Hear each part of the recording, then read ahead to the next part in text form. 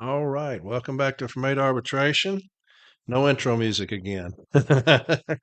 I've been so busy, man. I ain't had time to get that intro music yet, but I will. Like I said, Cole called me just a while ago. He was on his way home. He had a function he had to go to, so I wasn't going to bother him right then getting this changed over, but I will get it changed over. I promise you. I'll have some intro music. Not that intro music is that important. It just feels weird just coming straight in here and start talking. But anyway, welcome back to From Arbitration. I've said that in every episode. I think every episode I've started out with "Welcome back to From Arbitration." I don't know where I picked that up from, but I just realized that every single one. But anyway, a lot to do today. I didn't want to do this. I didn't want to get into a lot, but here I am getting into a lot. I'm going to touch on an article that was written this past week, something from the Postal Record, and then a cease and desist argument that was raised by the B team, how they're going to try to defend not granting a cease and desist. Then I'll read an arbitrator's decision about the language that cowardly ass language we've agreed to that we've let management punk us into. This abide by or refrain from. An arbitrator dresses that down. And I'll read that to you. And then I'll read an arbitration that shows the devastation of the cease and desist. And my arbitrations, where I've come from, in the 140 arbitrations I've done, that shows the devastation of a cease and desist. And that's the reason management has bunked us out of the cease and desist, because it is devastating to them. And unfortunately, the cowardly leadership that we have and continue to have that allows this funked out language of please refrain, must comply. This arbitrator's decision, I'm going to read, dresses it down perfectly and talks about it. And so, hopefully, with the new regime, we'll get out of it. Well, not hopefully, we will get out of that. This completely chicken shit language of must comply, refrain from, because it has no business in our decisions. And we'll go to arbitration as many times as it takes to get it back. And it's going to be an uphill climb because management has kicked us in the ass on this and continues to kick us in the ass. And I'm sick and tired of hearing about compliance, non-compliance. So many people talking about what do we do with compliance? How do we make management comply? The union is y'all's worst enemy. The NALC is y'all's worst enemy. Management's going to do whatever they can to get away with things. They're going to do whatever they can to get away with not putting in a cease and desist. And unfortunately, we've been over and took it from them as far as this language. And it's arbitrator's decision I'm going to talk about. Wolitz, you know, I told her, we will never go backwards, because management came in and said, hey, look, give us a fresh start on this. We're doing our best. And I read it where I told her, I said, no, we will not go backwards ever. Unfortunately, the leaders of this union chose differently, and we went way backwards because we completely did away with the cease and desist, man. And I'm going to show you the sheer devastation of cease and desist. And like I said, when we talk about non-compliance, that's the only thing we have is the cease and desist. And hopefully get enough of those to where we can start, chipping away on some money, and that will get management's attention eventually. But you want to deal with non-compliance, you start issuing cease and desist, you start getting that language in these agreements, and whether it be arbitration, pre-arb, whatever, and get away from being such cowards. The NALC is cowardly. We have cowardly leadership that has led us here. And so we've got an uphill climb to get this back and to hopefully get back into compliance. And so, anyway, an article came out this past week from Politico. I don't know if you've read it.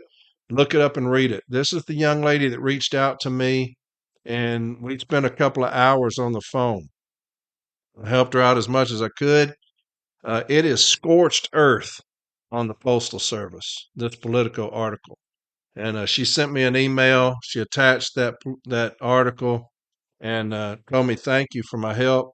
And but it's one of those things. When I told you about the president saying, it looks like there's some discrepancies.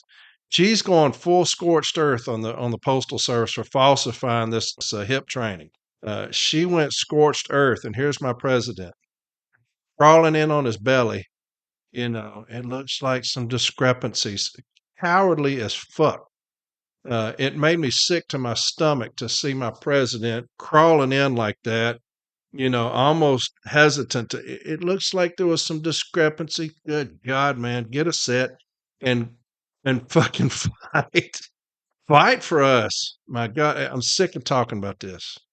We've talked about this months and months and months now, and it just reading it just enraged me again. She told me what he said, that he was like, looks like some discrepancy. She was upset, at him for the cowardly way he was, expressed that to me. And I just said, hey, that's who we have. We have a coward right now. And that's what I told her. I said, we have a coward as a president. And so, until we can get a new president, this is what we got. Somebody who's going to back up to the postmaster general and say, scratch my back and please don't hurt me. And this is where we're at. And so, but the article is unbelievable. It is unbelievable. She went, like I said, she went full scorched earth uh, on the Postal Service for falsifying that hip training, and talks about Mr. Gates. And it was a fantastic, fantastic article. And so if you've not read it, get it and read it. I may try to see if Jeremy can put that up on from8arbitration.com and get on there and read this thing, man. She did a fantastic job. And I thanked her. I thanked her. I said, and on the email when sent a reply, I said, thank you. Thank you for taking up the cause of my brothers and sisters and getting that out there for the public, because that's where we have to fight our fights, right? As public, we have to get in the streets, and it's dirty, and it's ugly, and it's funky, and that's just where I love it.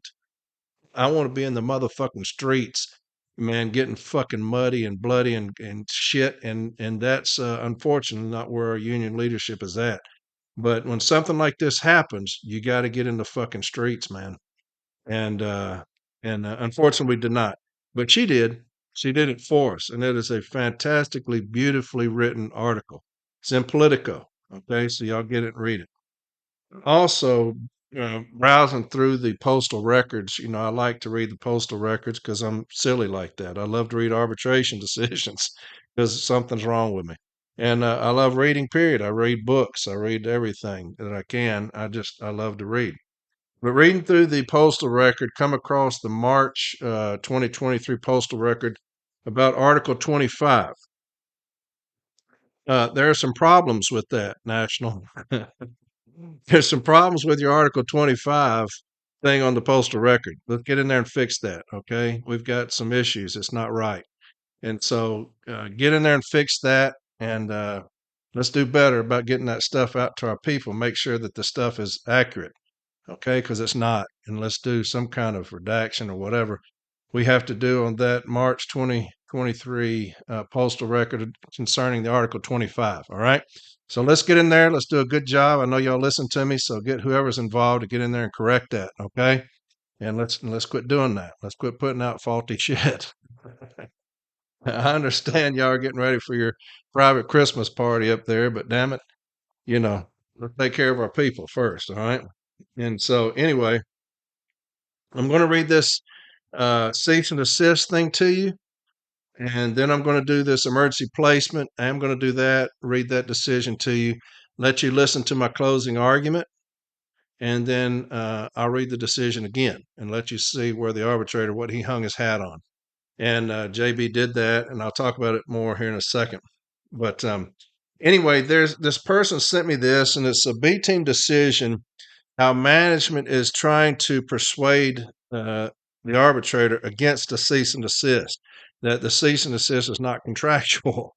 And that's what she's saying, or he's saying. I don't know who it was, but I'm going to read this to you, and I'm going to tell you this is where we've stuck our own foot in our own ass. And here we are climbing out of it because because we've done it. And so here's the thing from the B team, and this is what it states. Talking about the cease and desist. The union repeatedly demonstrates that they are inclined to use cease and desist language and punitive remedies as a blanket over the entire contract. Management provides that a cease and desist is a written notice demanding that the recipient immediately stop an illegal or allegedly illegal activity. This definition simply does not fit the scope of our business. As through the course of time, we see many people come and go, new management, staff, etc., to settle with a guarantee or promise that a violation will never happen again is unrealistic, impossible, and is a setup for failure. Rather, management must comply with a national agreement. So she's where they have punked us out now, they're using it against us, right? Where we have been over and taken it so many times from management. They're using it against us here. I'll read that paragraph again. And then when I read this decision from Wolitz, where I went down to Lake Charles, it's the same argument. I think it's 2016 or 2019. It's the same argument. And she blasts management for it. But here, unfortunately, we're hand in hand with management about this must comply bullshit. And I'll read it again. Management provides that a cease and desist is a written notice demanding that the recipient immediately stop an illegal or alleged illegal activity. This definition simply does not fit the scope of our business. Unfortunately for them, in Article 41, it talks about the cease and desist. And if I'm an advocate going forward, I'm going to take the arbitrator to that in my opening statement. And I'm going to say, unfortunately for this B team member, Article 41 talks about the cease and desist. Matter of fact, it talks about what we're going to do if management's cease and desist have become egregious. And this is how that's going to be handled. So it is contractual. So when they state does not fit the scope of our business, they are completely false, right? That statement is completely false because it is in our collective bargaining agreement. It is in our joint contract agreement, right? As through the course of time, we see many people come and go, new management, staff, etc. To settle with a guarantee or a promise that a violation will never happen again is unrealistic.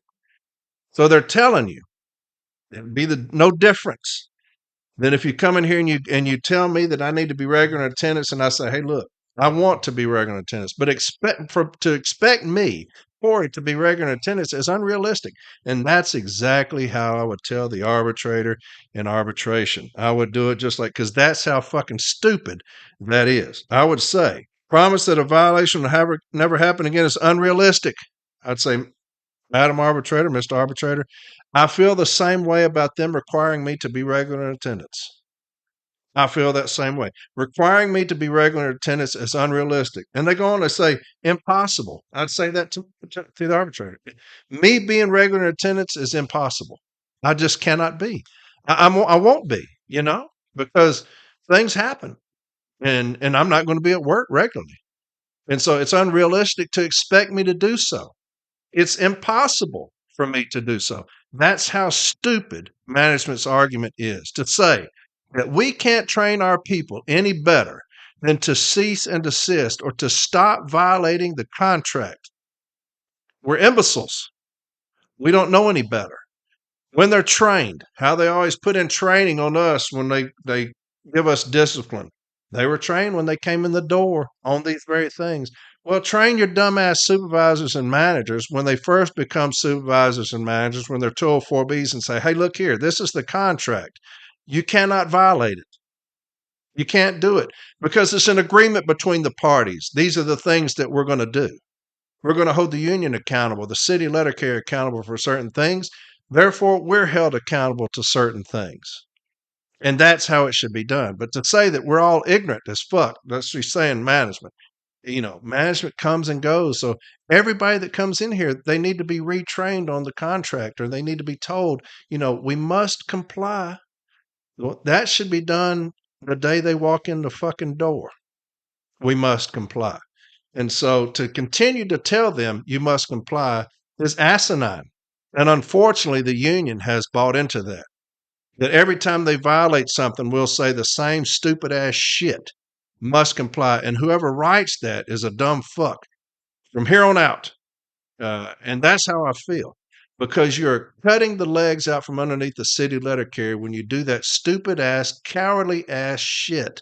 When you talk about must comply, will comply, you hurt the letter carrier when you do that. And I know that it's saving you some money, but instead of throwing $100,000 Christmas parties, get your fucking ass out in the field and tell your people, hey, quit with this bullshit of will comply.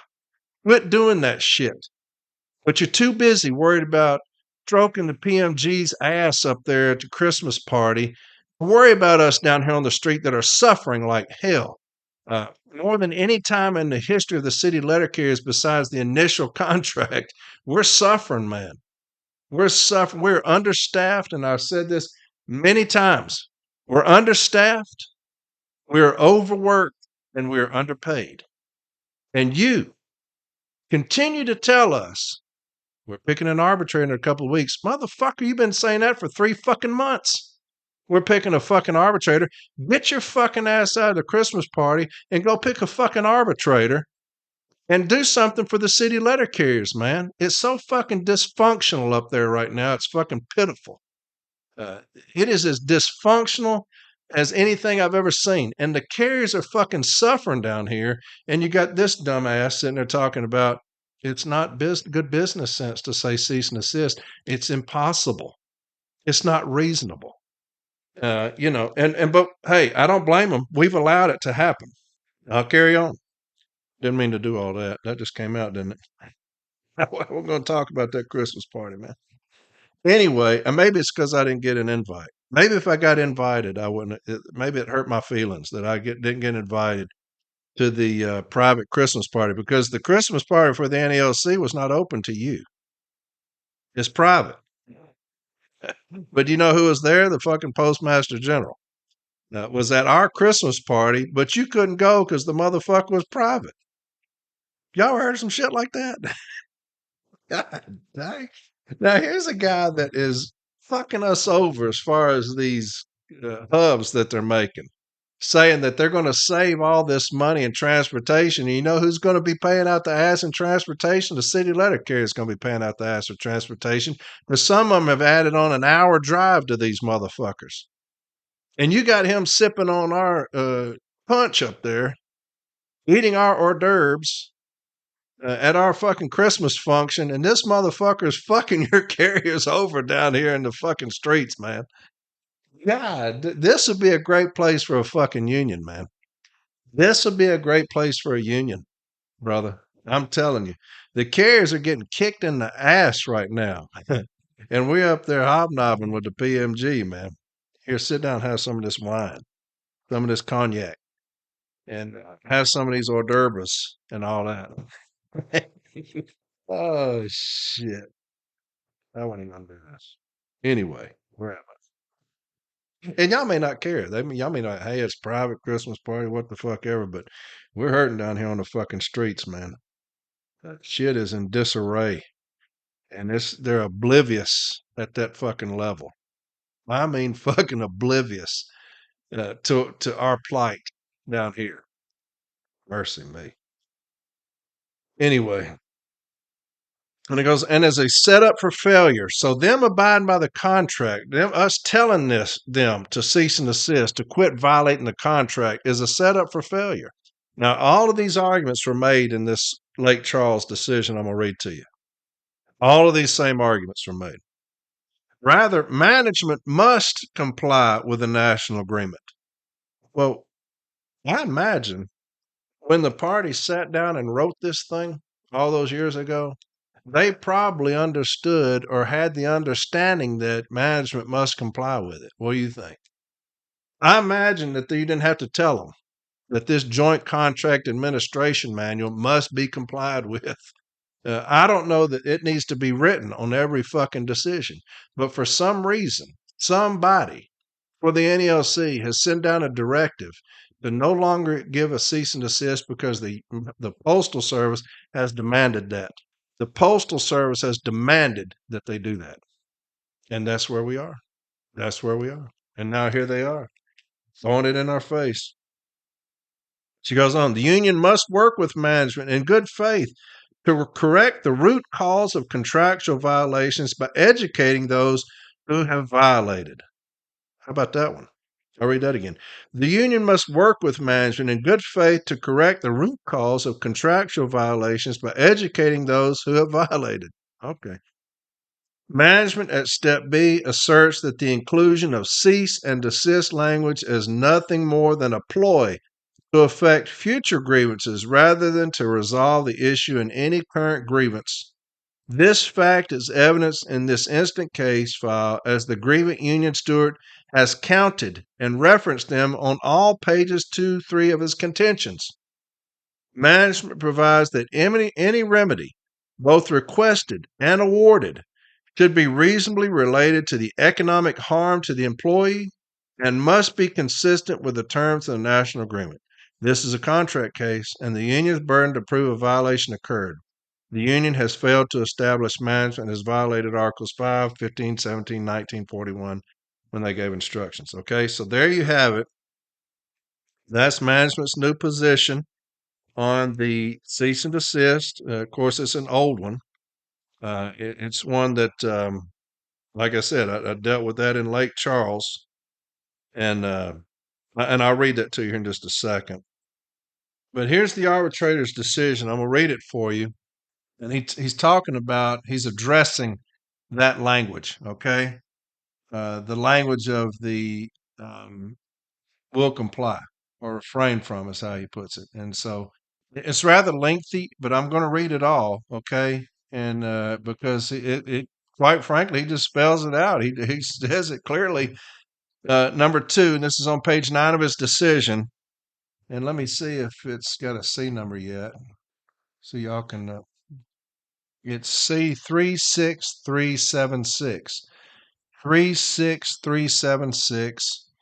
It's from arbitrator Samarco, Elisa Samarco, and it's from the award was November 27th of 2023, and Monique Mate was our advocate, and this is a great job. Monique Mate is our advocate, and so here's what the arbitrator states about this chicken shit language that we've allowed them to punk us into. Okay, and it's like I said, it's rather lengthy, so forgive me, but I want to read all this, and then I'm going to read this Wollett's decision and show you the sheer devastation of the cease and desist, and that's how I cut my teeth, and that's why it makes me so angry to see when I saw that we were getting away from that language, because you hurt us when you did it. You hurt the letter carrier, and you hurt compliance, all because of the almighty dollar. And the Postal Service wasn't going to take these things to arbitration and spend that money, and the union wasn't going to take these things to arbitration to spend that money when the Postal Service told them no more cease and desist, no more escalated award. And so we are still trying to dig ourselves out of that. And but here's the decision. It's on page 9. Is the abide by and refrain from language equivalent to a cease and desist order? Now, again, this is going to be long. I apologize, but it's good. It's good. There are many prior informal settlements which include cease and desist language. These settlements are not precedent setting and cannot be cited for the purpose of establishing that management agreed to such language as controlling future disputes. Now, disagree with that. I disagree with that. Because at every level of the grievance procedure, we're required to do what? Bargain it in good faith. That's what we're supposed to do. We're required to bargain in good faith, even at the informal, even at the lowest level. We're required to bargain in good faith, right? And so if I come into an agreement at the informal level, we can memorialize that according to Article 15. But if I come into an agreement at the informal level and we say cease and desist, that means management has agreed to stop and not do it anymore. If they violate that, then they have failed to bargain with us in good faith. That's how I feel. M1517, the compliance memo, talks about signed grievance settlement. when they say that, you must abide by those. Uh, is an informal A settlement a signed grievance settlement? Yes, it is. And so, when you say that you must comply when you have a signed grievance settlement, of course, with M1517, uh, an informal A settlement is a signed grievance settlement, right? And so I'm going to say that if you tell me that you're going to stop it, not do it anymore, and you don't do that, then you're in violation of 1517. But that's just me. But anyway, she goes on. They are, however, evidence that the parties knew the significance of cease and desist language and that they did not use that language in the five-step B decisions. So, informal, they were saying cease and desist. The five-step B decisions, they were not because we were chicken shit and we got punked out. And so we changed the language. She said the step B decisions contain different language. Rather than cease and desist, the parties wrote management is instructed to abide by Article 85G and 15.3A of the National Agreement and refrain from working full time carriers over their 12 and 60-hour contractual limits. We must look to the plain meaning of the language used rather than to hold the parties to always utilizing some magic language to craft their agreement. While the term cease and desist is a term of art with a well established meaning, the creation of agreement to result in the same outcome is not barred simply by not utilizing that magic language or term of art. Contract interpretation must be applied to determine the party's intention in agreeing to said language. There are several approaches to contract interpretation. There is the objective approach with its preference for the common meaning of the words, such an approach promotes predictability, uniformity, and stability in contractual relationships and minimizes the need for extended factual inquiry into what the parties may or may not have intended or believed. El Corey and El Corey, the sixth edition, chapter 9, page 431. This approach is objective and takes nothing of the party's intent into consideration. Judge Learned Hand commented, a contract has, strictly speaking, nothing to do with the personnel or individual intent of the parties. A contract is an obligation attached by the mere force of law to certain acts of the parties, usually words which ordinarily accompany and represent a known intent. If, however, it were provided by 20 bishops that either party, when he used the words, intended something else than the usual meaning which the law imposes upon them, he would still be held unless there were some mutual mistake or something else of the sort. The subjective approach is much less rigid. This approach defines interpretation as the ascertainment of the meaning of an agreement or a term thereof as intended by at least one party. At chapter 9, page 432, in answering the question of whose meaning prevails, the restatement of contract states as follows. Where the parties have attached different meanings to an agreement or a term thereof, it is interpreted in accordance with the meaning attached by one of them if at the time the agreement was made that party did not know or had no reason to know of a different meaning attached by the other party, and the other knew or had reason to know the meaning attached by the first party. And that's where management has killed us because they would have to we would have to establish that we didn't know or had no reason to know of a different meaning other than shall comply or refrain from. Well, we can't say that because the parties below us at the informal said what? Cease and desist. So it's differentiating the two on us, right?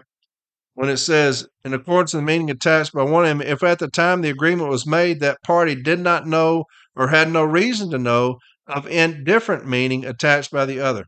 And so we can't say that anymore because the lower parties have said cease and desist. So when we say refrain from, we can't say, hey, it meant the same thing. It means the same thing. We said must comply with, it means the same thing. No, it doesn't. It doesn't because the parties below you understood the meaning of cease and desist. You have changed that language to must comply, refrain from. So you knew of the language prior, cease and desist. You cannot come in here now and say that you didn't know of a different meaning or a different meaning attached by those words. You can't say that now, and that's where we fucked ourselves. And where the postal service has made us fuck ourselves is through that. And so she's differentiating the two right there.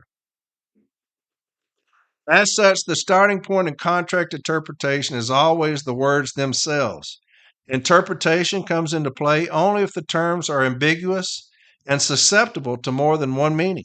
The plain meaning rule states if the words are plain and clear, conveying a distinct idea, there is no occasion to resort to interpretation, and their meaning is to be derived entirely from the nature of the language used. Chapter 9, 2a, page 434. The existence of an ambiguity must be determined from the four corners of the instrument without resort to extrinsic evidence of any kind. When reading the step beat language in light of its plain meaning, we look to each term, and then, if there is ambiguity, to the settlement in its entirety, the four corners of the contract. The term abide by is defined by the Merriam-Webster dictionary as one, to conform, abide by the rules. Here, management and union agreed that management will follow the requirements of 85G. This includes complying with terms for violations of 85G, which is to pay a 50% penalty premium to carriers who are forced beyond their 12 and 60-hour limitation. So, do you see what she did there? Here, management and the union agreed that management will follow the requirements of 85G. That's what I've been talking about. Here, the union and management agreed that management will abide by the contract. It means nothing. The language means nothing. They're already supposed to abide by it. So she's telling you what you've agreed to. You agreed that management will abide by that language. I told you, man. It's some cowardly shit we've fallen into and are still doing. The term refrain from is defined as to keep oneself from doing, feeling, or indulging in something, and especially from following a passing impulse. The term does not mean shall never, nor does it mean cease and desist. Cease and desist as a legal term is defined by the Oxford Dictionary as denoting a legally enforceable order from a court or government agency directing someone to stop engaging in a particular activity. Merriam-Webster defines the term as to stop doing something immediately.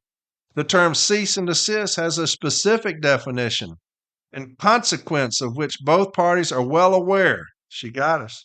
They did not use this term of art. They negotiated for and used refrain from, which has a less rigid use in the English language, to keep yourself from doing. It is not an absolute preclusion as the term of art. The parties chose not to use the absolute and chose to use the less rigid term. And that's where they got us. I remember when I started raising hell about this when it first started.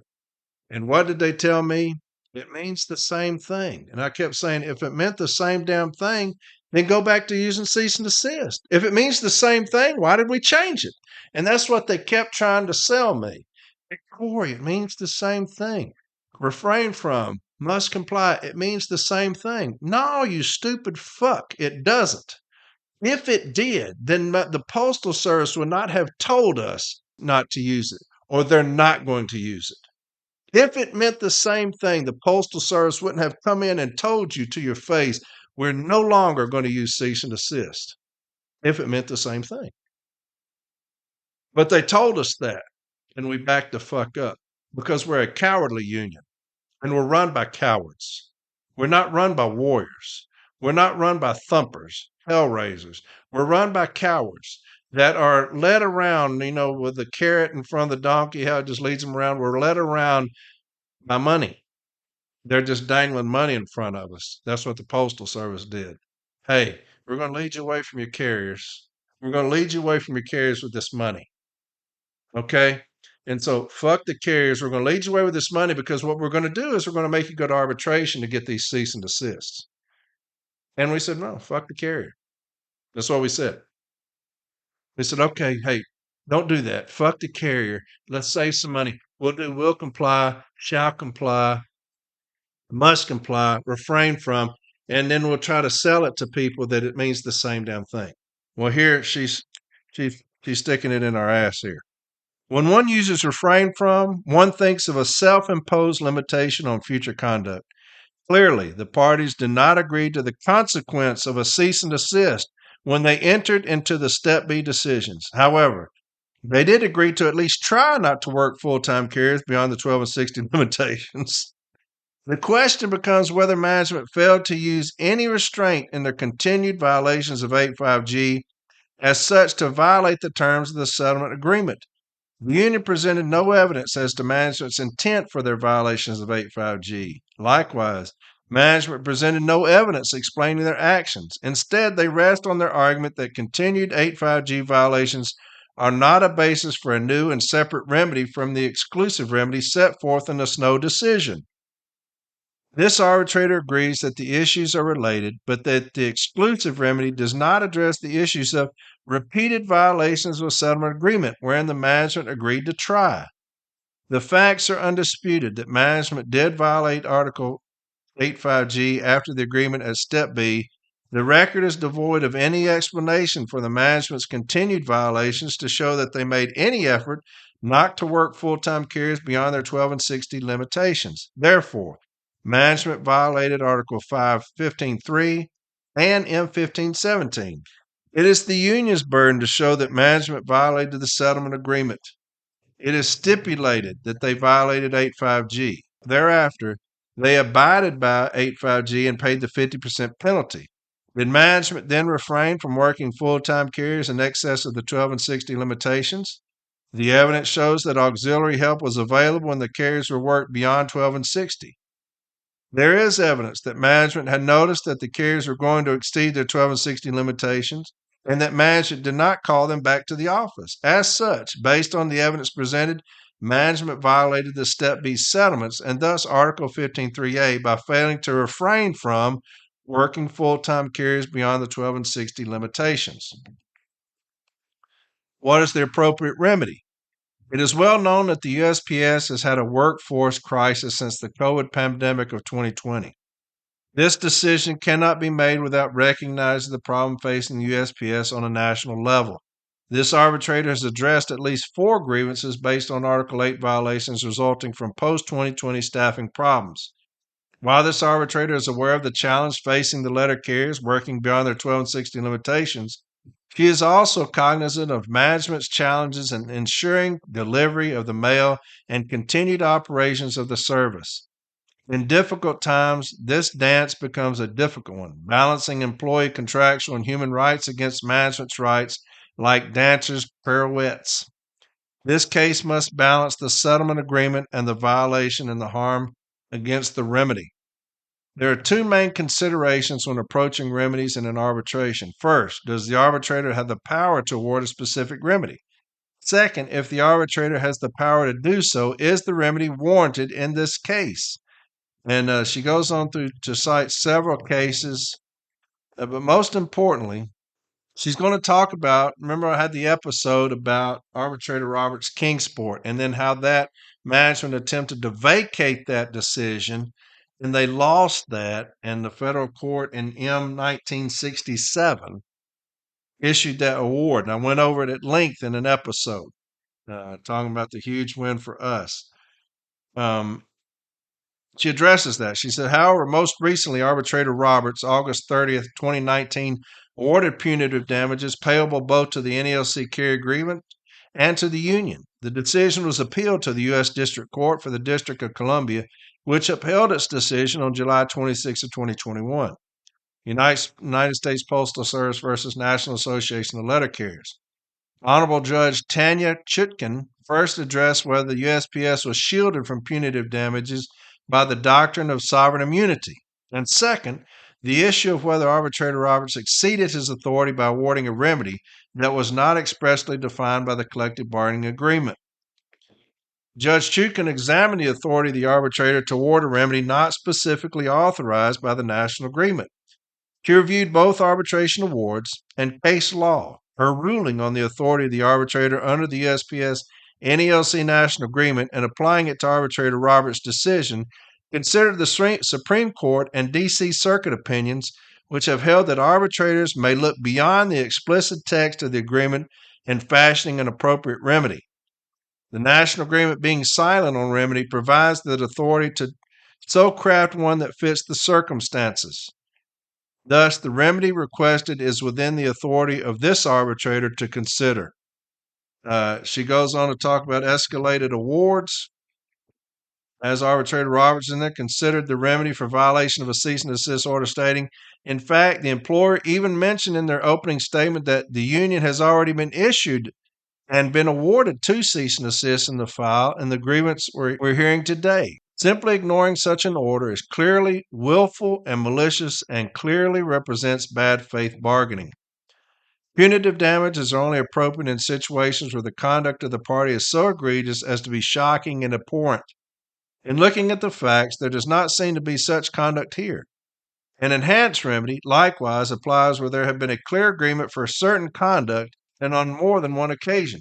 The party has not complied with either agreement or order. This likewise has not occurred. The request for punitive or escalated damages is denied.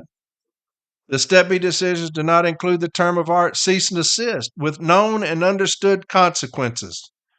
Rather, the parties negotiated for the language used. It means something more than complying with 85G, but something less than a cease and desist. There is no evidence presented by either side to show that what consequences might have been anticipated by the parties by using the refrain from language. I'm going to read all this shit again. Here's what I've been telling us for the however many fucking times on this cease and desist. We have stuck it in ourselves. And here she is killing us on this stupid ass language that our union has bought. Every decision that comes down with that chicken shit language, the person should be kicked off of whatever in the fuck they're doing. I'm going to read this again. Punitive damages are only appropriate in situations where the conduct of the party is so egregious as to be shocking and abhorrent. In looking at the facts, there does not seem to be such conduct here. An enhanced remedy likewise applies where there has been a clear agreement for certain conduct and on more than one occasion. The party has not complied with either agreement or order. This likewise has not occurred. The request for punitive or escalated damages is denied. The Step B decisions do not include the term of art cease and desist with known and understood consequences. Rather, the parties negotiated for the language used. It means something more than complying with 85G, but something less than a cease and desist. There is no evidence presented by either side to show what consequences might have been anticipated by the parties by using the refrain from language. God. Nevertheless, given the evidence presented that 85G violations are repeated both before and after the Step B settlements in April 2023, management is ordered to cease and desist from violating Articles 85G. So she had to do it. The arbitrator had to do it. That's what I keep saying. Send it to arbitration. We've got arbitrators now that are looking at cease and desist differently. They're not wanting to give a cease and desist. Why? Because we have a history now of will comply, refrain from.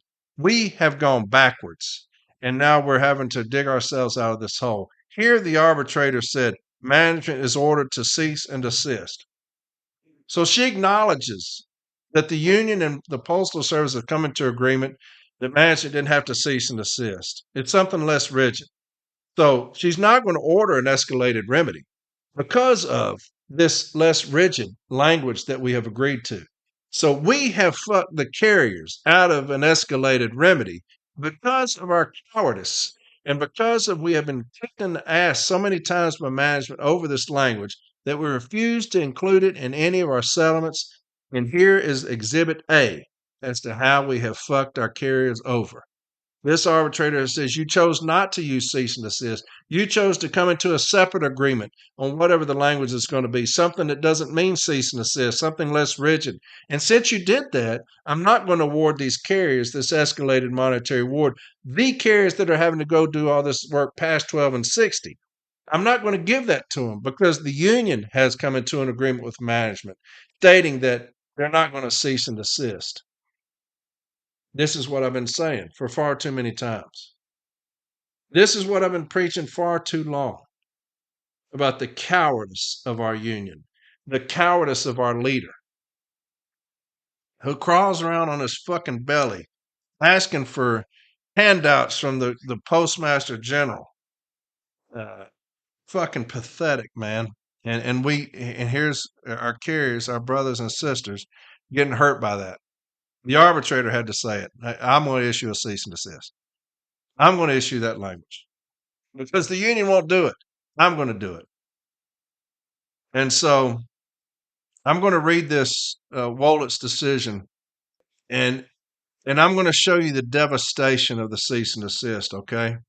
Now this is a case that we did in Lake Charles, and the award was February of 2017. Okay. And I went down there, and management had this same argument about cease and desist. What is a cease and desist? It's unrealistic to ask for a cease and desist, to say that we're going to stop doing something. What is a cease and desist? That's what they kept saying. What is a cease and desist? Article 8 violations are going to occur. And they've, I don't know if you remember me talking about that episode where I talked about, gave the arbitrator the analogy of the police officer pulling the guy over, and he said, "Well, I slowed down," and when he ran the red light, I slowed down, and the police officer gets him out and starts beating him with a stick, and he said, "Man, what are you doing?" He said, "Well, do you want me to slow down or do you want me to stop?" And that's the one I hit the arbitrator with on that one, and this is the case where I did that. And management, same argument about the cease and desist. Way back then in 2017, they tried to initiate this argument of a cease and desist. What is that? We cannot going to comply with that because, like they said, managers change. The contract never changes. The contract never changes. I don't give a fuck how many managers you have come in here, and with that argument, managers change. The contract never changes. It never changes, and it is always meant to be abided by. So to put in language, you must abide. It was always meant to be abided by.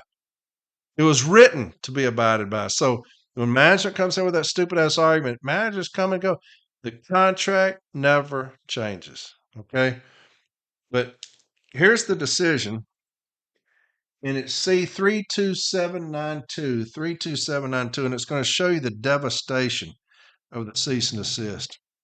She goes over, this is what she states. She said, the union argued in its opening statement in the instant case that clearly management does not grasp the meaning of cease and desist. If they don't know how to schedule, they should get someone who does. Management should be educating people. There is nothing that the union could add to the record. Precedent has been set for a lump sum to the affected carriers of $900. Now, we were asking for $1,000. In the case before us here, the Postal Service had many hours available from the ODL carriers, but they still violated the provisions. The lump sum payment started at $25 and are now up to $900 because management continues to disregard the cease and desist orders. In its closing statement, the union said that the lump sum remedy did not start at $1,000. It was $300 in 2008 to each non-ODL and work assignment carrier required to work overtime in violation of dozens of cease and desist orders. The remedy is agreed to by the DRT in an attempt to ensure contract compliance. A monetary award of $325 was held in abeyance for 18 carriers granted administrative leave. The payment was $400 in 2010. The payment was $500 in 2014. The payment was $900 in 2016. The union will keep demanding escalated payments if the violation doesn't stop. The Postal Service can stop these payments by abiding by the cease and desist orders. It is not the union's fault that the Postal Service continues to violate its cease and desist obligation. It is management's responsibility to schedule. The union polices the contract. The union wants only for management to cease and desist its violation of the contractual provisions. Yet here we are again. In this case, the violation is blatant. There were 170 hours left over at the end of the week.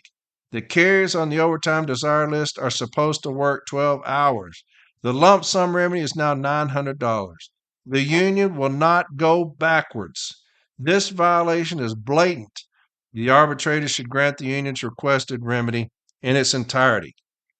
And then it goes over the requested remedy. But there I tell you, we're not going to go backwards because the Postal Service kept saying, Just give us a cease and desist. We're doing everything. We're trying to get vehicles. We don't have enough vehicles to equip all these people. We got a lot of carriers, but not enough vehicles. They come up with all this bullshit. And I said, look here, we're not going backwards. We will never agree to anything less than what we've already gotten. We will not do that. We are not here to go backwards. And that's what I told her when she says the union will not go backwards. It goes over the requested remedy. And then she has management's position of the Postal Service. Management outlined its position at Formula A. Management contends that the union and management both agree that there was a violation of Article 8, and they also agree, based on the union's calculations and their contentions, on the amount of time worked by the non-ODL and work assignment carriers off their assignment. Both parties also agree there were no violations on the dates April 18th, 19th, and 20th. Clock rings reflect non-ODL and work assignment carriers worked overtime off their assignment on April 16th and 21st in the amount of 36 hours. Management of Formula A reviewed all evidence and documentation presented, and the record correctly reflects that the non-ODL and work assignment carriers did work overtime off their assigned routes. Management also agreed to pay the ODL, non-ODL, and work assignment carriers for the amount of time worked by the non-ODL and work assignment carriers off their route.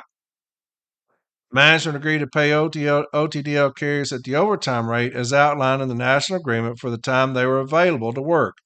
Management also agreed to pay non-ODL and work assignment carriers an additional 50% at their base straight time salary rate for the time worked off their assignments.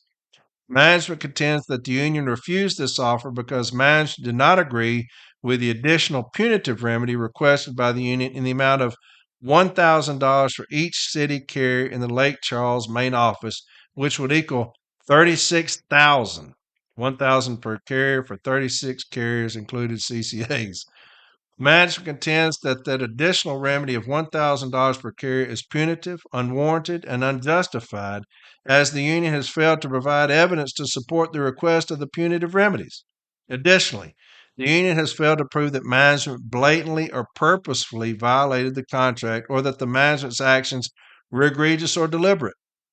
Management contends the fact that there are employees on limited duty and extended leave has an impact on management's ability to ensure that employees who do not desire to work overtime is granted. Management contends that there were no additional hours the ODDL could have worked because of the window of operation and or truck dispatch. And that's something they attempted to argue every time. And of course, we shot that window of operation down. And this is what they said. This is a contract case. Even though management agrees there was a violation, the requested remedy would award punitive pay. There have been violations, but the service will show that such violations have decreased over time. There are less Step B decisions than in the past. Lake Charles management staff has made improvements in their application of Article 8. Labor Relations has assisted and provided training to existing and new supervisors. And that's where I got that slow down. Because they kept trying to say in there, hey, the violations have slowed down. We're doing better. We're training our people. The violations have slowed down. And that's the reason I used that analogy about the cop. When the guy drives through the stop sign and the cop pulls him over and he said, well, I slowed down, and he starts beating with a stick. He said, do you want me to slow down or stop? I said, cease and desist means stop and don't do it any longer. Cease and desist does not mean slow down the violations. It means stop and don't do it any longer. And if you know Wolet, she started laughing when I gave that analogy, but she blisters their ass. And here's what she states. And here's the devastation of the cease and desist.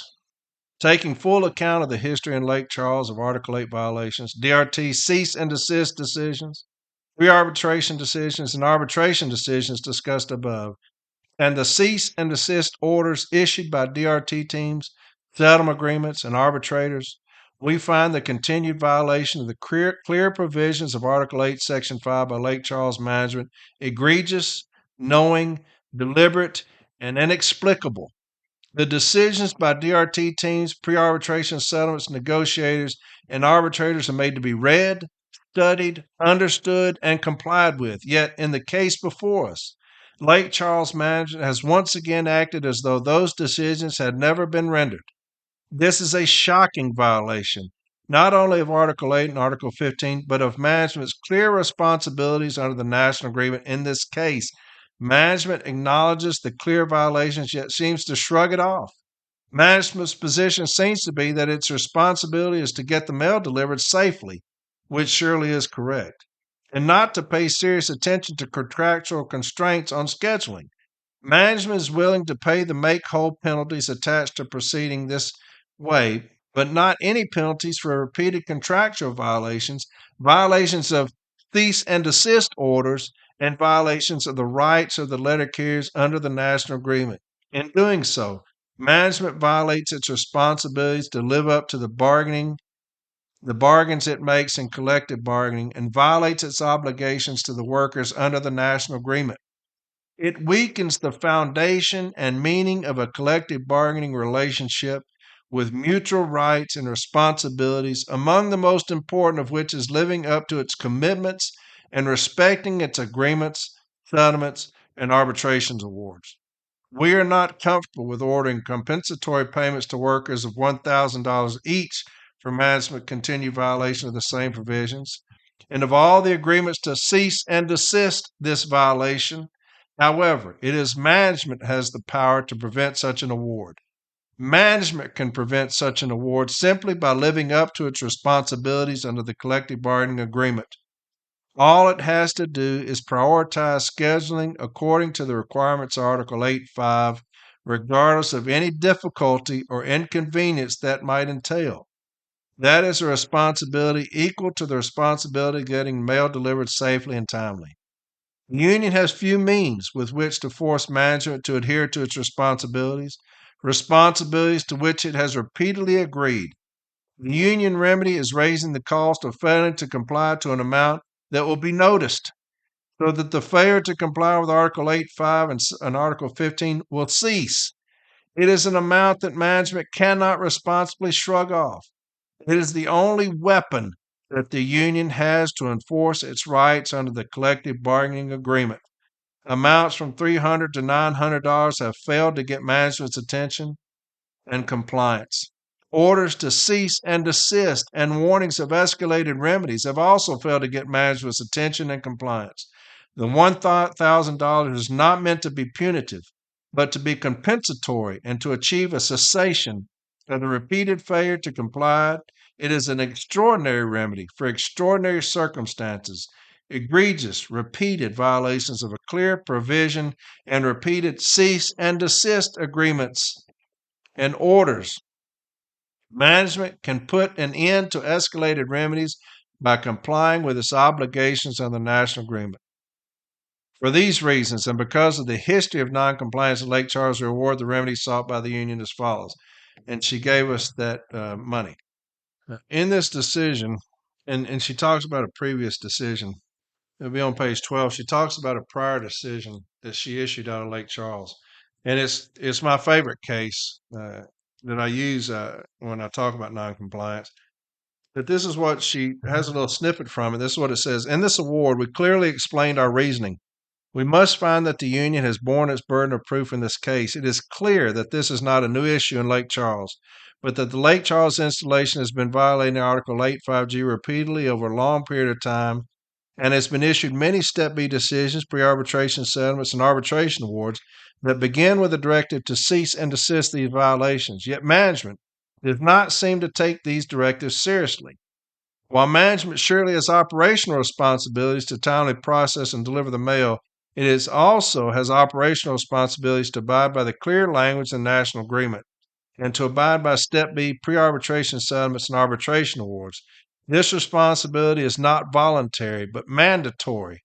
In assigning work, full-time employees not on the overtime desired list may be required to work overtime only if all available employees on the overtime desired list have worked up to 12 hours in a day or 60 hours in a service week. Moreover, an employee on the ODL does not have the option of accepting or refusing work over 8 hours on a non-scheduled day, work over 6 days in a service week, or overtime on more than 4 of the 5 scheduled days in a service week.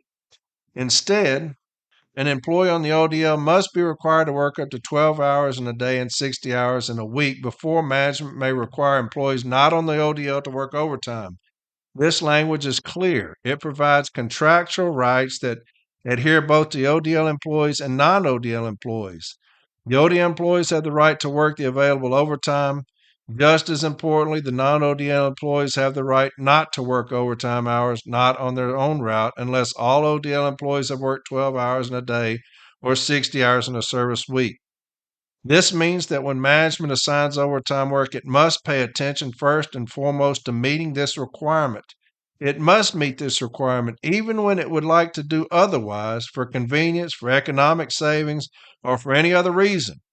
The language removes from management the ability to do otherwise. It must meet its contractual responsibilities. It seems like management in Lake Charles has determined that when it is not convenient to meet the responsibility of this language, it may fail to do so and pay the ODL carriers for the missed work opportunities up to 12 hours in a day or 60 hours in a service week. It reasons that the non ODL carriers who have been forced to work are getting paid for that work at the overtime rate and hence are not harmed. However, what this fails to consider is that all the carriers are harmed by management's failure to honor its contractual obligation. Even if they are paid for the overtime they were not assigned to work but should have been, the ODL carriers are additionally harmed by management failing to honor its contractual responsibilities, which erodes the trust of the carrier in their management. The non ODL carriers who are forced to work unwanted and unanticipated overtime are harmed by losing the use of that time, however they had planned to use it, despite the fact that they are paid for their overtime. All the carriers in the bargaining unit, even those not directly impacted on a particular day, are harmed by the erosion of contractual rights. The collective bargaining relationship is harmed. The union is harmed by having to bear the expense of processing grievances and potential arbitration cases over and over again on the same issue. This harm is clear and evident. It is particularly evident in repeated violations over a long period of time over the same issue and repeated failure to abide by settlements and awards. We have reviewed the issues in this case in such detail because the question of remedy is not trivial. The file is 823 pages. The arbitration cases described in detail were recent and from Lake Charles. The 54 Step B decisions and pre arbitration settlements were persuasive. The fact that the problem persists and the Postal Service excuses it away with a shrug that failures will occur and cease and desist is not always possible underscores the seriousness of this continued contractual violation. I'll read that again and see if it sounds like that B team decision I read to you earlier, okay? The fact that the problem persists and the Postal Service excuses it away with a shrug that failures will occur and cease and desist is not always possible underscores the seriousness of this continued contractual violation. In this case, the union has provided persuasive data to support its allegations. There has been no challenge by the Postal Service of the carriers identified as on the overtime desired list. There has been no challenge by the Postal Service of the carriers identified not on the overtime desired list, but scheduled to work overtime. And then she blistered their ass. But there's the devastation of the cease and desist. How many times did you hear it? And these carriers started getting $1,000. And it didn't matter if it was a 30-minute violation. The entire station got $1,000. Because you heard what she said. All the carriers are harmed by the contractual violations, by the erosion of the trust between carrier and management and the continued violations of those provisions. And so that's the devastation of the cease and desist. And that's the reason I get so angry at my union for bending over like that, because we were hammering management in every region with the cease and desist. We were getting those monetary awards, and finally they succeeded here. They stopped doing it here in Lake Charles. But now when they do, they still getting hit with that money. And so that is our only weapon, as Arbitrator Wollet said, and I've said it before. The only weapon we have is the cease and desist and an escalated monetary award. We talk about noncompliance. How do we stop noncompliance? This is how you do it. I am well versed in it. People that say I don't know what I'm talking about can show it up their ass. I've dealt with this at the worst of the worst places I've been sent in to deal with noncompliance. National sent me down here to Lake Charles. That wasn't my business agent. National called me and sent me down to Lake Charles to handle this non-compliance issues. The window of operation dispatch of value. We beat that to death, and then we started getting this money. So I'm well versed in these things. So when you come in and you take away the cease and desist, I knew, I knew what was fixing to happen with that. Anybody that had been any time in the union knew what was fixing to happen with that. When you said we're going away from the cease and desist, and we're going to send in this chicken shit language of refrain from, must comply, will comply, shall comply. We knew the devastation that that was going to cause to our brothers and sisters. I read that decision to you earlier where she said, hey, y'all didn't come into the agreement to cease and desist. You watered that language down, so I'm not going to give you an escalated monetary award. I told you it was coming. I told you it was fucking coming, and it's here. And chickens have come home to roost, and we're sitting here with our pants down, you know. But again, those things are going to change. Those things are going to change. All right, this is taking way too long on this here. But I'm going to do this EP anyway. Okay, I'm going to do this EP anyway. Let's see here. All right, on this EP, what had happened was we had a CCA that had a rollaway runaway. Okay, and it the vehicle rolled down this hill and hits a gas tanker. Right, it hits a gas tanker. And thank God it didn't blow up. And so they come out there and they put this guy on emergency placement. And at the time of the hearing, he was still on emergency placement.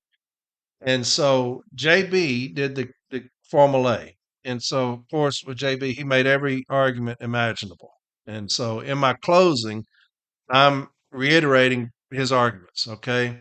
And I'm hammering the specificity of the charge. And I talk about this all the time, the charge, the importance of the charge, that it needs to be specific so that I can defend myself against it.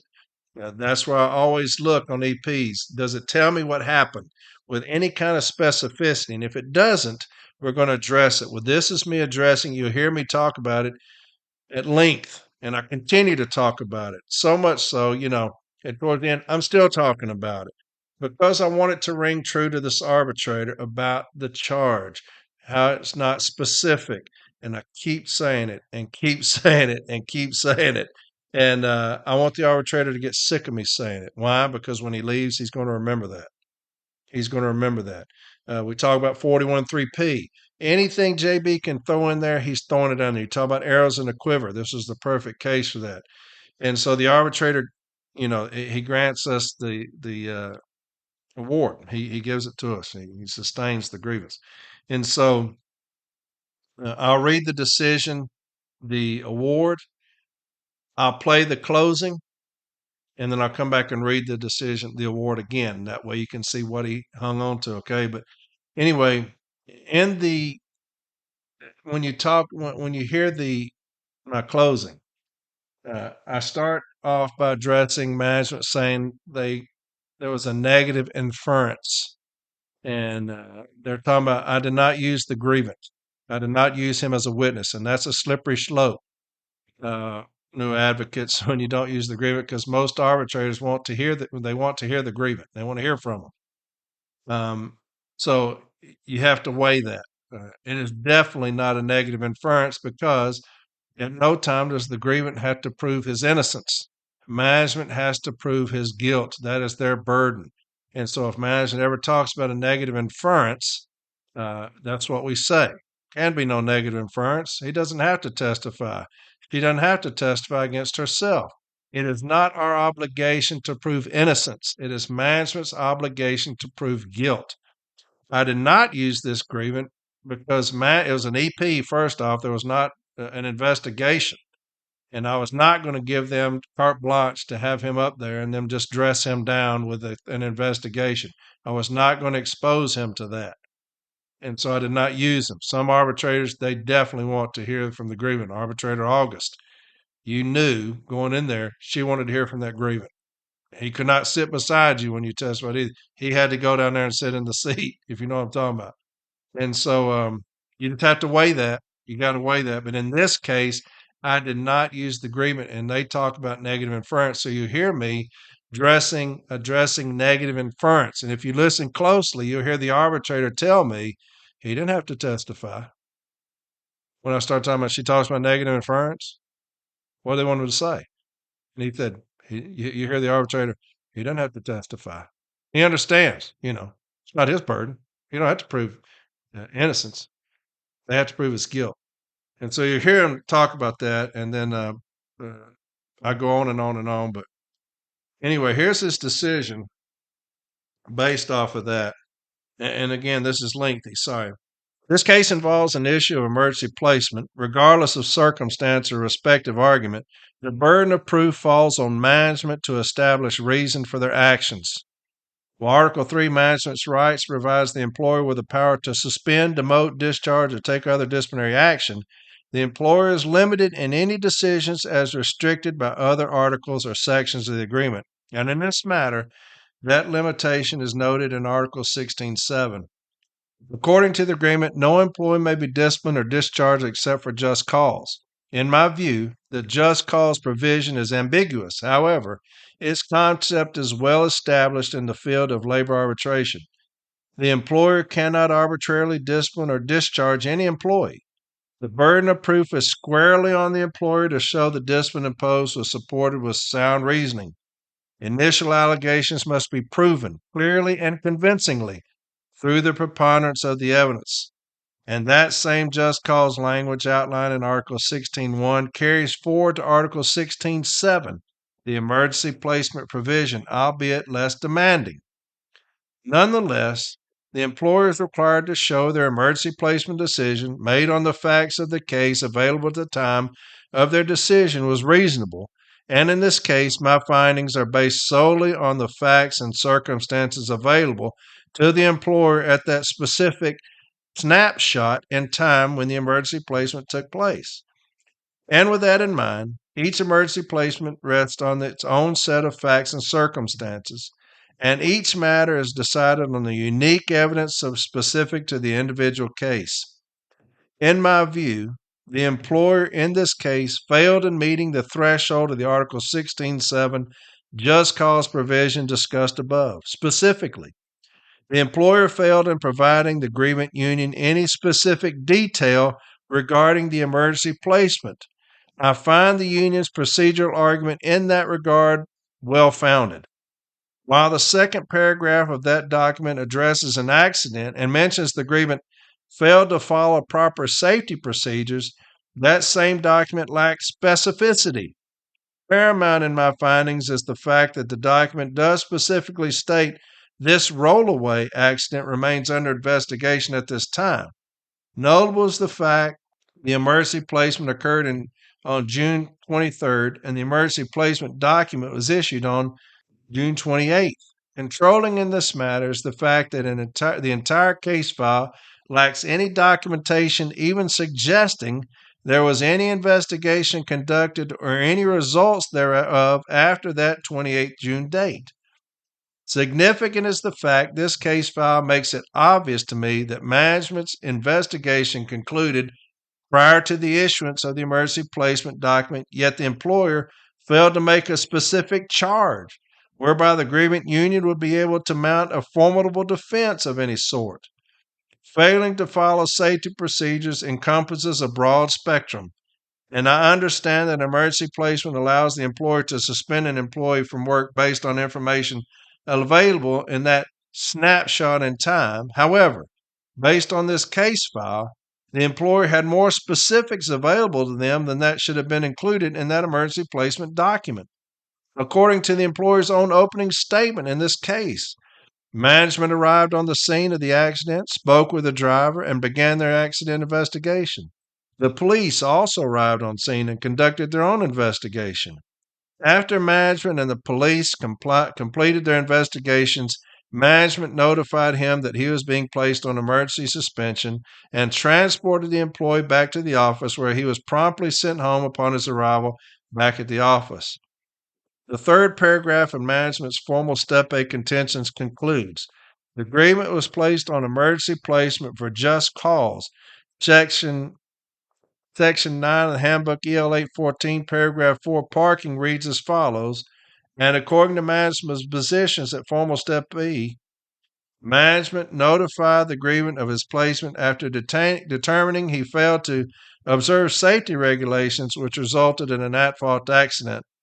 If management had notified the grievance of his placement prior to completing an initial investigation of the accident caused, the union certainly would have argued that the issuance was premature and that the grievance has been punished for merely having an accident in contradiction to Step 4's prohibiting it.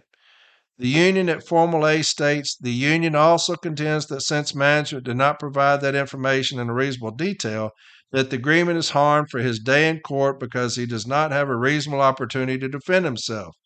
The EP notification contained a reasonably detailed description of the reason for the placement. Therefore, the agreement was mostly certainly aware of why he was placed in a non-duty and non-pay status. It is premature to charge an employee with violating a specific rule or regulation when an investigation into the matter is still pending. The last sentence quoted above proves fatal to the employer's argument in that regard. There is no evidence found in this case file to indicate the matter was still pending, or evidence indicating that any further accident investigation was conducted after the issuance of that 28 June 2019 emergency placement document to the agreement. In a very similar matter labeled that and dated December 3rd, I found that, and this is a case that an arbitrator's decision I put in there, it was one of his own. Controlling in this matter is a 1990 National Arbitrate Award authored by arbitrator Richard Mittenthal, case number there. I would like to point out that I'm very familiar with this award regarding emergency placement. I've utilized arbitrator Mittenthal's reasoning in many of my prior decisions regarding this very same subject matter. In pertinent part, as it applies to the instant case, that national award provides the fact that no advance written notice is required does not mean that management has no notice obligation whatever. The employee suspended pursuant to Section 7 has the right to grieve his suspension. He cannot effectively grieve unless he is formally made aware of the charge against him, the reason why management has invoked Section 7. He surely is entitled to such notice within a reasonable period of time following the date of his displacement. To deny him such notice is to deny him his right under the grievance procedure to mount a credible challenge against management's actions. The Joint Contract Administration Manual also reiterates similar language. The key point in all this is the fact that the grievant and/or the union would be totally hindered without a formal written charge being presented, albeit in this case, the emergency placement letter. Specifically, to this case, that letter mentions only an alleged violation of safety rules. The document lacked any detail as to what specific safety rules were violated and failed to define any acts that were allegedly committed by the agreement. This is paramount. In my considered opinion, a written statement that only included an alleged violation of safety rules and nothing more clearly fails in meeting the criteria set forth by arbitrator Mittenthal. It is simply too broad of a definition that would allow either the union or the agreement to mount any type of a defense or challenge, and in my considered opinion, the due process rights of the agreement were clearly violated in that regard. The emergency placement letter was simply too vague. It failed to clearly identify any specific charge or act that the agreement had committed. Arbitrator Mittenthal calls for the emergency placement letter to define the charge or charges. In this case, there was no specific charge made, instead, simply a very vanilla type reasoning. And that lack of detail disabled the grievance or the union's ability to formulate any defense in this matter. Even though the grievant union may have received more information at the investigative interview, the employer in this case simply failed in committing any detail to written documentation in the form of an emergency placement document. Management should have been well aware of the demands of arbitrator Mittenthal. They have been in place for some 20 years. Regardless of the discipline or its degree, the notice letter sets the benchmark for each individual case. The employer is required to specifically outline in detail each charge or charges which brought rise to the discipline. This provides the union with written notice as well as preventing management an opportunity to alter the charge as the case moves forward. Actually, the Joint Contract Administration Manual Section 16.7 recites arbitrators Menthal's quote verbatim, a specific written detail with reference to a specific safety rule or regulation that was allegedly violated locks the employer into a position. Otherwise, management would be able to add and subtract various charges as the matter progressed through the grievance arbitration procedure of Article 15. And that certainly wasn't the intent of the negotiators to this wage agreement. And as I have stated in so many of my prior decisions regarding disciplinary matters, that notice letter sets the benchmark for each individual case. Management is required to provide specificity, and in this particular case, management should have detailed the specific safety rule or regulation the agreement allegedly violated. To merely state that a violation of a safety rule or regulation is simply too vague. A more specific detail in that regard is required to allow the agreement union an opportunity to present a formidable defense. Such a requirement allows the union to properly address a specific charge, as well as providing management an opportunity to also bolster that specific disciplinary argument forward through the various steps of the Article 15 grievance arbitration procedure.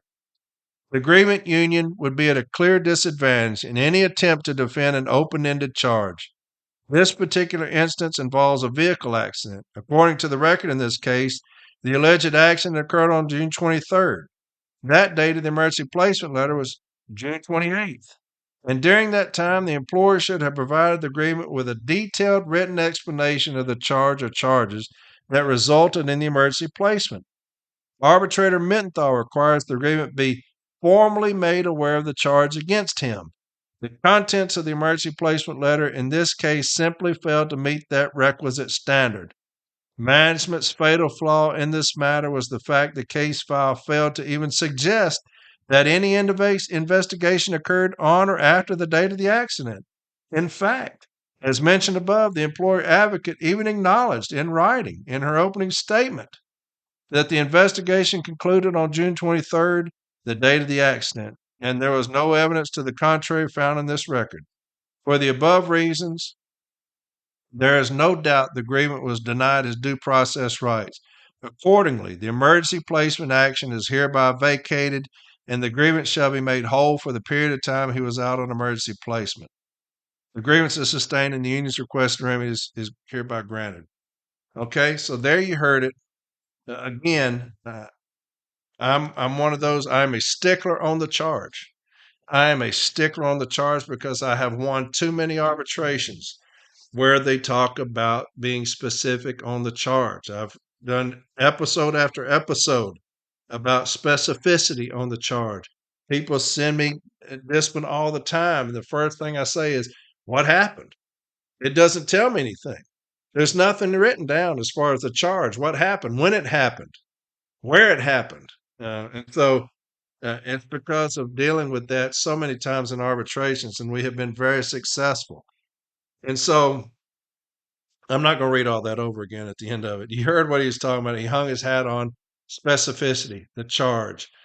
You'll hear what he didn't address, 41.3p, which to me was a huge argument for us. He didn't address it because he didn't have to.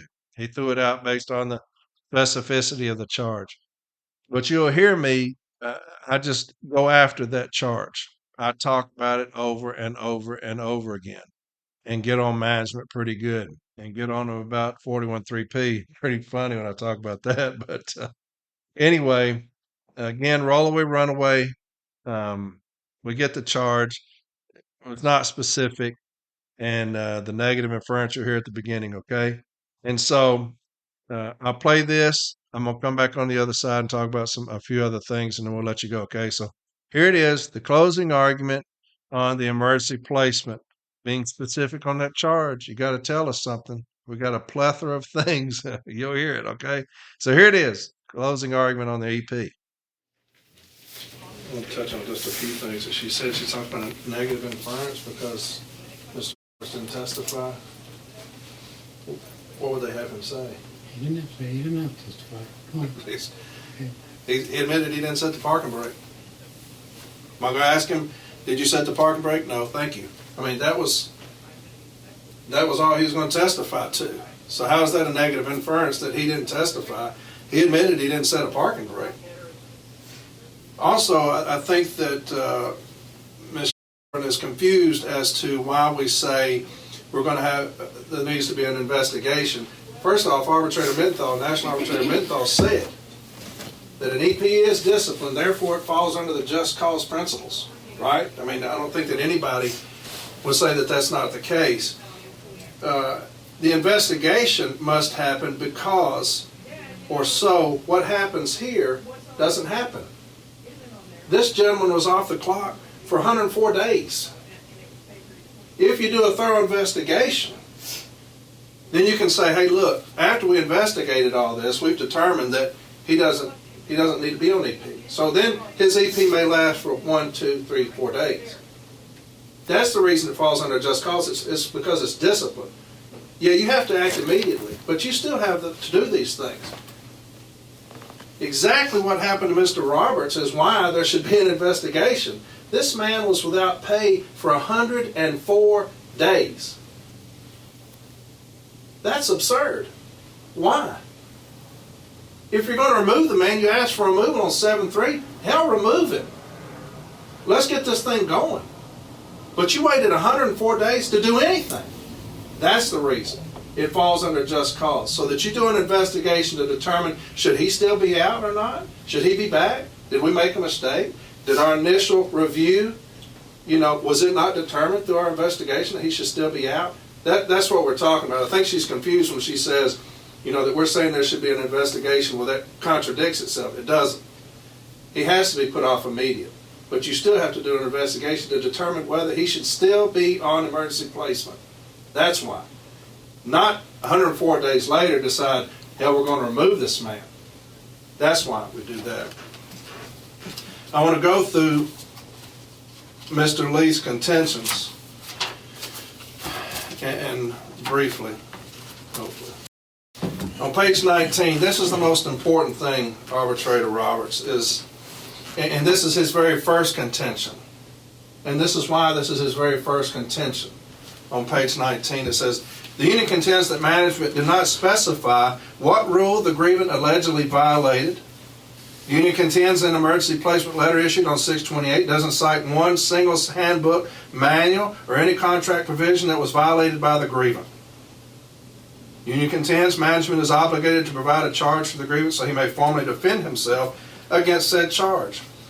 In the emergency placement letter on page 27, if you were to look at that, Arbitrator Roberts, on page 27, if you're to look at that EP letter, where would you go as far as a handbook or manual to defend this gentleman?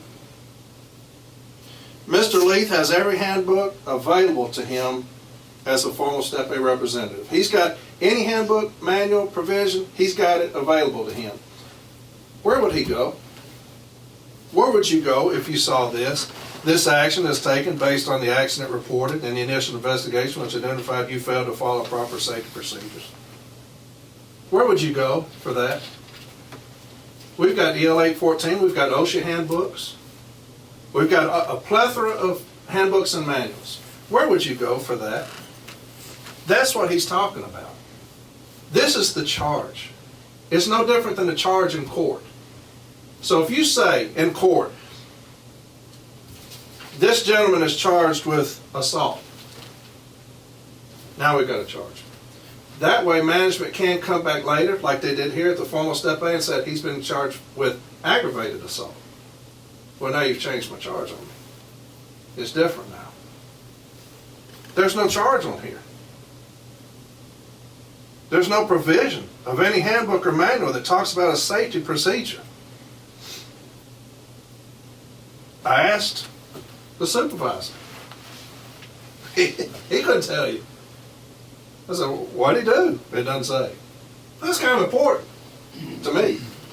This is his charge. This took him off the clock for 104 days.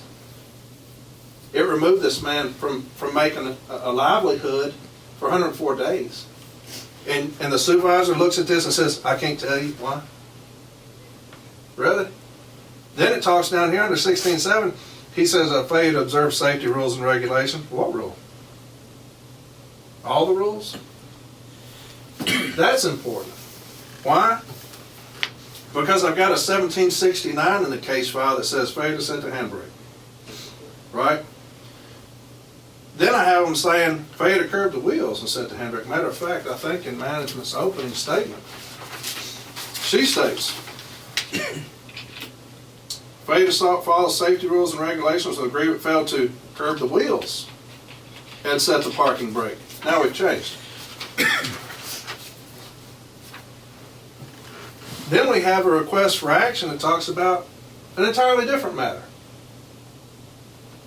We've got management's contention on page 80. Well, they say, now it's for a violation of section 9 of handbook EL 814. That's the first time we heard of that. On page 82, what they say, now it's an employee violated the safety policy. Now we've incorporated a safety policy that he's violated. Do you see where we're going with that? Do you see why it's necessary to put a charge on here? To put some kind of provision on here? So what they're doing doesn't happen. They say a safety rule or safety procedure, and then, as Mr. Lee stated, it doesn't evolve after that. Hell, this man's got 20 things now he's violated. What is he supposed to do? You've not told me one thing on here. You addressed that, matter of fact, Arbitrator Roberts, before in one of your decisions. This is what you talk about on page 9. However, controlling in this matter is a 1990 National Award authored by Arbitrator Richard Mittenthal. I would like to point out that I'm very familiar with this award regarding emergency placement. I've utilized Arbitrator Mittenthal's reasoning in many of my prior decisions regarding this very same subject matter. And then you talk about the decision. I'm not going to read that. The Joint Contract Administration Manual also reiterates similar language. The key point in all of this is the fact that the grievant or the union would be totally hindered without a formal written charge being presented, albeit in this case an emergency placement letter. Specifically this case, the letter mentions only an alleged violation of safety rules. The document lacked any detail as to what specific safety rules were violated, and failed to define any acts that were allegedly committed by the grievant. This is paramount. In my considered opinion, a written statement that only included an alleged violation of safety rules and nothing more clearly fails in meeting the criteria set forth by Arbitrator Mittenthal. It was simply too broad of a definition that would allow either the union or grievant to mount any type of defense or challenge. Then you state this on the next page, and this is what Mr. Leith was talking about. Regardless of the discipliner's degree, the notice letter sets the benchmark for each individual case. The employer is required to specifically outline and detail each charge which brought rise to the discipline. This provides the union with written notice, as well as preventing management an opportunity to alter the charge as the case moves forward, which is exactly what's happened here. Here's the rest of the sites. I'm not going to read from these, the rest of them. You have a letter which states nothing. Now, as it's moved on, we have 4 or 5 different provisions that he's violating. Do you know, after the testimony by management here today, why he was put on emergency placement? Was it simply for a handbrake? I think that's what they're testifying to. Was it for the wheels being curved in the handbrake? Was it for a rollaway? I mean, after his testimony, I have no clue. If they want to say it's for a rollaway, there is no such thing in any handbook or manual as a rollaway. There's no provision. I can't go to a handbook or manual and see rollaway. It's not in there. You have to tell me what he did that caused the rollaway.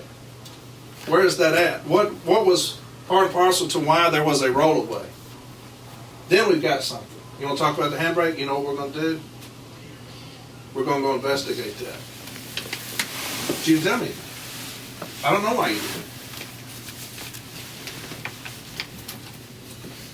Also on this EP letter, it says this on the last paragraph. The roadway accident remains under investigation at this time.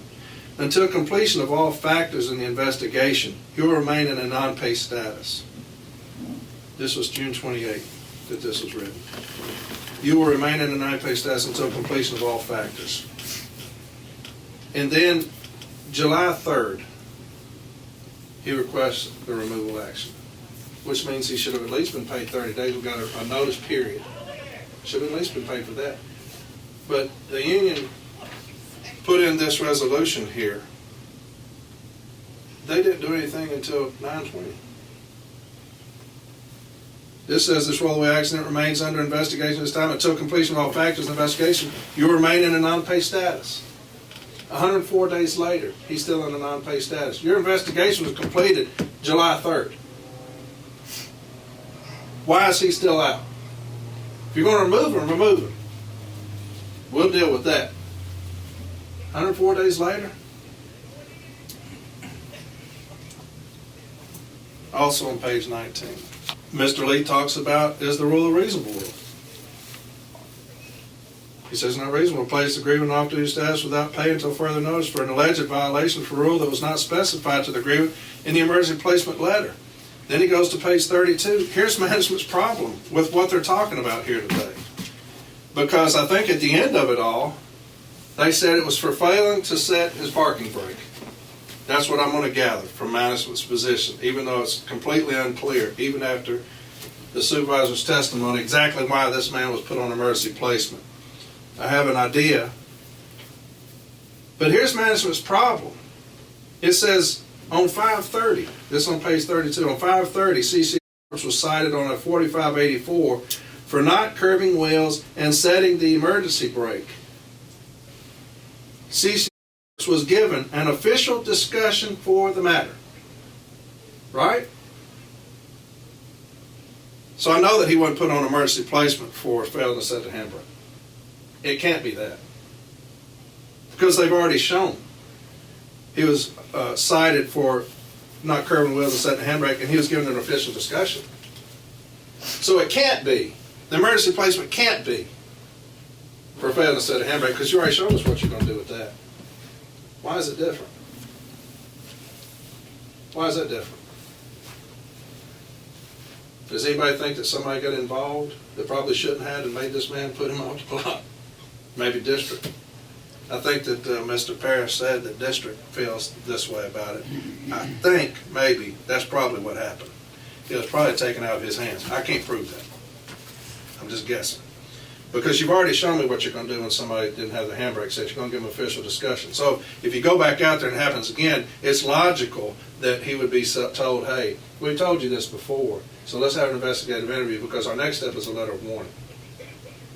That's the progression of it all.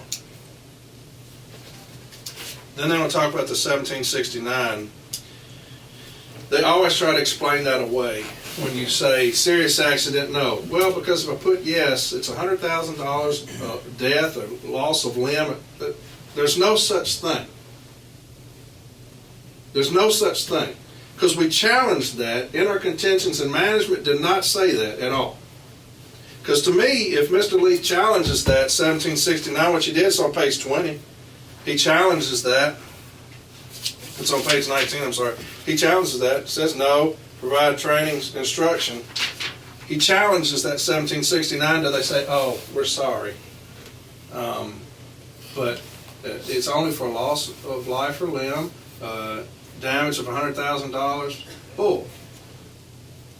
I'm going to say there's no such thing because you've never shown me such a thing. So I'm going to go by the 1769, where it says it wasn't a serious accident. Then why is this gentleman still off the clock 104 days later? The supervisor said, I'm going to request training and instruction. Okay, we'll go with that. You know what he had when he came back under testimony? When he came back from that resolution? Training and instruction. That's what he had. That's what the supervisor said. When did that happen? Oh, when we resolved the removal to a 7-day, we gave him training and instruction. Well, hell, that's what you requested back on the 1769. You said it wasn't a serious accident. Union says that. Was it immediate? No, it wasn't immediate. He said that at the scene, he told him he's putting him off the clock in emergency placement because of what? Because he told me he didn't set his handbrake. Which to me is as asinine a thing as I've ever heard, that somebody gets put off the clock because they did not set a handbrake. Half the carriers in this country are going to be put on EP because we forget things sometimes. Does that mean that we need to be placed off our livelihood for 104 days because he forgot to put his handbrake up? That's absolutely ridiculous. I forgot to set my handbrake. Well, Corey, I'm sorry. We're going to have to come get this vehicle and take you back because you didn't set that handbrake. And we'll talk to you in 104 days later. Hopefully this will teach you a lesson. My God. That's crazy. But it wasn't immediate. Said he did it at the scene, which was 11 o'clock. 1 o'clock he's put off the clock. That's not immediate. However you look at it, it's not immediate. You got kids, got grandkids. If you tell them immediately, go in there and clean your room. If they're sitting there 2 or 3 hours later on the couch still playing a game, what are you going to say? Hey, get up there in the room. I'm going to get this belt. You know, because they didn't do it immediately. If I tell you to do something immediately, I'm not going to plan on you doing it 3 hours later. That's what Mittenthal said. Without any expiration of time. Immediate. You didn't do it.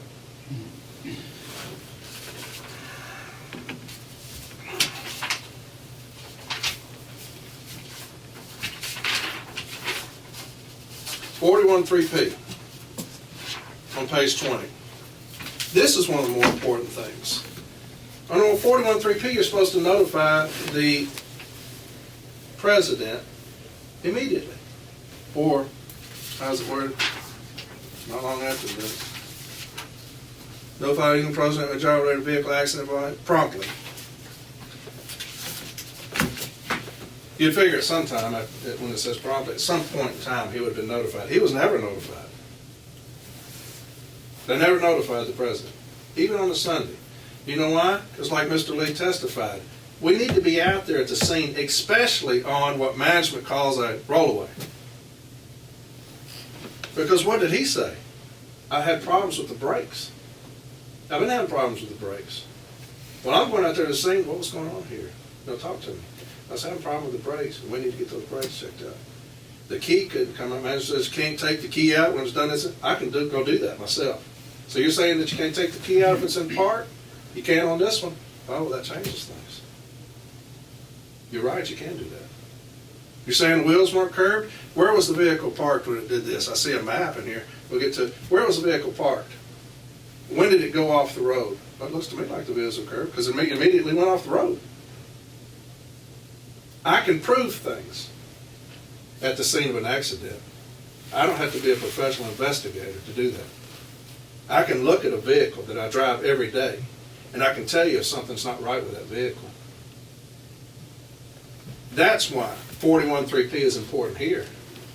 You robbed that man of this opportunity. You stole it from him. Then you're going to fire him. That's trifling. That's pathetic. The man has rights. He should have had somebody out there to defend himself contractually. He doesn't have to ask for union representation. He doesn't have to ask for that. According to Article 41.3p, it's a guarantee to him, but you didn't do it. Why? Yeah, I don't know. Didn't say nothing about it today. But Mr. Leith had a problem with it because his job is to defend this man. That's why this man pays money to us. That's why he pays dues every month for us to defend him against stuff like this that's happening. That's why he does that. That's what he does. He couldn't do it. Why? Because they didn't do what they were supposed to do. We had a right to be out there to see that vehicle, where it sat. Ms. Shelburne said, well, couldn't you have done it days later? What the hell would I want to go out there and look at an empty spot for 3 days later? What sense does that make? What am I going to do? Where was the vehicle? I think it was about right here, and I think he was over. Come on.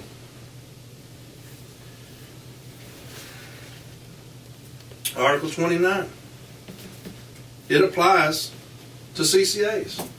They can't show me anything that says it doesn't. We raised this issue. It went all the way to arbitration without a contention against it, stating doesn't apply. It applies. You know what management said in their contentions? We did revoke, suspend his license. That's what they said. They said they did it. Well, now it changes everything. Because National Arbitrator Snow said, what? You keep finding this man work, you're going to pay him. You're going to pay the man. Did they pay him? No, 104 days later, he's still sitting out there without pay. But if you say you suspended or revoked his license, you're obligated, you're mandated. There's no way around it. It's a national arbitration decision. You can't say, well, they don't want to do that. No. Once you said you revoked his license, or you suspended it, everything else is a moot point. You're going to pay him. And you can't remove him. That's in the decision, too.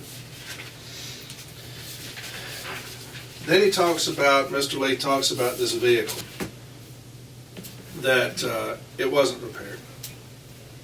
I got an email, it's M2. And this is what they said. Now remember, at the scene, we're talking about an investigation, a thorough investigation at the scene. At the scene, Mr. tells him, I've been having issues with my brakes. I would think, it's just me, but I would think that part of a thorough investigation would be to see an email string with the VMF. He told me there's problems with this brake, with the brakes of the vehicle. We're going to send you a detailed report from the VMF showing where we looked at this vehicle. They come in it's about this long, there's a plastic cover on it, inside of it is the vehicle tag and the keys of the vehicle, and it's going to tell you every single thing that they did with this vehicle and the date. Ain't got that. This man tells him, hey, I've had problems with the brakes all day. We're going to check that out. We may have issues with that. Never done. Never done. 2 months went by. This man goes to the Formula A meeting, nothing from the VMF that they checked this vehicle. That may not keep this man sitting out for 104 days without pay, having to find a way to pay his bills. That may have done that. I'm having trouble with the vehicle. Well, check it out. You're right. You're completely right. The VMF looked at that thing. We got problems with that braking system. We're going to bring you back. Never happened. Then you got management's contentions. I'm not going to get into that much. They're so ridiculous. I understand why they didn't bring them in here to testify, but here's management's Formula A contentions. They say the agreement failed to abide by some, if not all, of the safety rules and provisions and safety standards put in place. That's the reason, Mr. Arbitrator. We can't have a charge. Because now they're saying the agreement failed to abide by some, if not all, of the safety rules. So now they're saying he may have just violated all of them. That's the reason we need it set in stone on the EP letter. That's why. Because of that. Like I said, they talk about on page 8, there's substantial evidence that the employee violated the safety policy, but yet they don't include a policy. Where would he go based on that? He violated a safety policy. Okay, we got about 80,000 of them.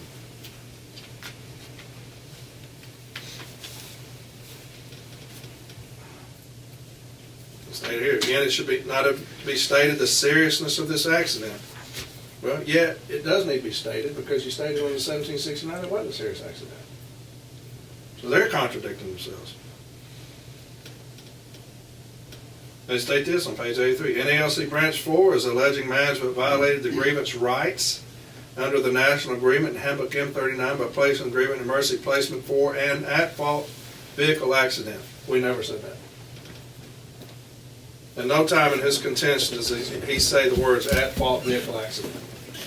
I think these contentions are off of another grievance, because when I read them, they make no sense to this grievance.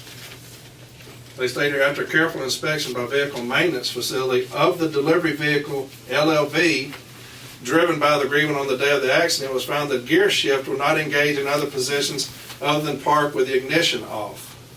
That's not even talking about this case. This isn't an LLV, and there was no careful inspection by the VMF included in the file. I think that this is a template, and they have forgotten to remove a lot of this stuff because some of this stuff makes no sense. At the bottom of 83, say this: NALC Branch 4 is not grieving whether the grievant committed or was at fault in the accident, nor is NALC Branch 4 grieving the actual health, whether the grievant was coherent at the time of the accident, or what physical conditions may have led to the grievant committing the accident, or whether the vehicle may have had some transmission issues at the time of the accident. Well, that's their obligation under a thorough investigation. That's what they're supposed to do, is to find all that stuff out and omit those things. Arbitrator Roberts, this case is as absurd as as I have ever seen. You removed a guy, you put a guy on EP for basically failing to set a handbrake. That's absurd. Management's falling flat on their face in here today with their testimony from this supervisor. When you go back and listen to that on the tape, the supervisor checked out of this thing about halfway through. He read the EP letter, and I can tell it may be the first time he saw it. When I asked him about it, he's reading, he's like, no, I can't tell you anything on that right there. We ask that you sustain this grievance, Mr. Arbitrator. And grant the union its requested remedy. Again, that's on page 24. And give this man his back pay. He lost 104 days because of management's negligence here. That should never happen. It can't happen. We ask that you sustain this grievance in its entirety, sir. Thank you. Thank you. Did you have sites? All right, so there you had it. There's the closing argument on the emergency placement.